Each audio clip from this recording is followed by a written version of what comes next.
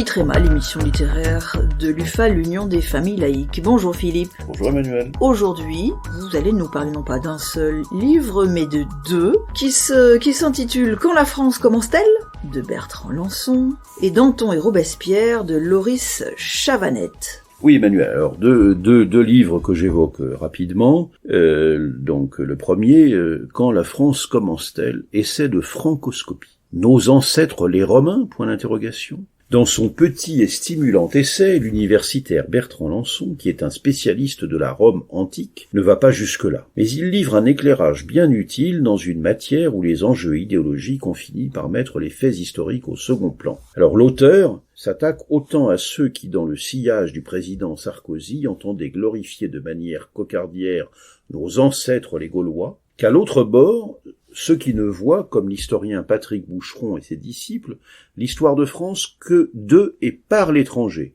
De ces derniers, il dit « Ce mondialisme tendancieux produit quelque chose de bon, tout en métastasant une perception partielle, partiale et parfois spécieuse. » Fin de citation. Alors dans cette tranquille mise au point, l'historien Bertrand Lançon rappelle que l'invocation faite aux Gaulois procède d'une idéologie qui n'est pas l'apanage de la France, mais que l'on trouve chez toutes les nations en recherche de cohésion par l'exaltation des racines les plus anciennes possibles, et qu'il serait vain de trouver une date de naissance de la France, alors que l'observation conduit à constater une concaténation de naissances multiples, comme on dit en géologie. De ce pays à la fois dispensateur et absorbant, comme il le nomme, doté d'une vocation à rayonner au-delà de ses frontières, la France, Bertrand Lançon estime que c'est à son héritage romain renforcé par le christianisme qu'on le doit. Alors voilà, on sortira de ce livre au moins outillé pour résister aux diverses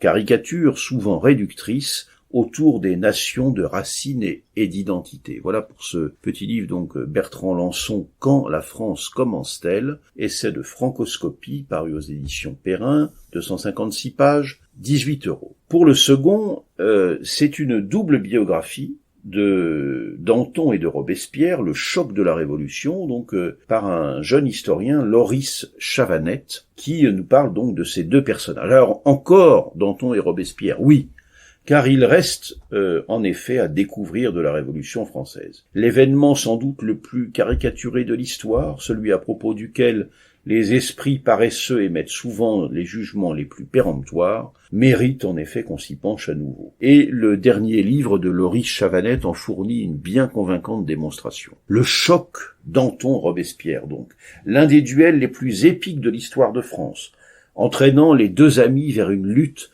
dont ils deviendront à quelques semaines d'écart les victimes, guillotinés l'un après l'autre. Le choc des personnalités, le vertueux, l'incorruptible, sans vie privée d'un côté, Robespierre, le bon vivant, le Mirabeau de la canaille de l'autre, comme il était surnommé, Danton. Cela a été dit et redit, tout dans le physique et dans le comportement aussi les distingue. Le frêle et délicat Robespierre d'un côté, le colosse exubérant Danton de l'autre. Pourtant, Loris Chavanette réussit à captiver le lecteur en l'emmenant au-delà des clichés et des images d'Épinal qui depuis 230 ans ont pullulé sur les deux hommes. La monarchie, irréformable, s'enlise dans la contemplation des privilèges de naissance pendant que le peuple, lui, a faim et que la jeunesse, frustrée d'aventure, déborde d'énergie et d'imagination, nous dit l'auteur en introduction. C'est précisément en partant de la jeunesse de nos deux héros que le lecteur est entraîné à parcourir cette France des années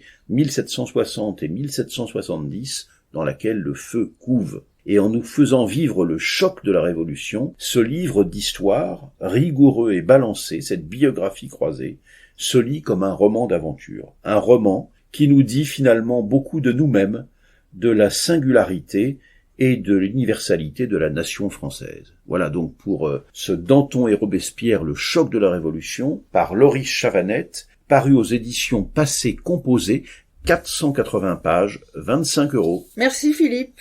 La semaine prochaine, vous allez nous chroniquer un livre d'une journaliste parlementaire, Chantal Didier, qui s'est attelée à essayer de comprendre pourquoi certains et certaines ratent la dernière marche des élections présidentielles. On va dire que c'est un sujet d'actualité, Philippe. En effet. Bonne semaine à vous. Bonne semaine.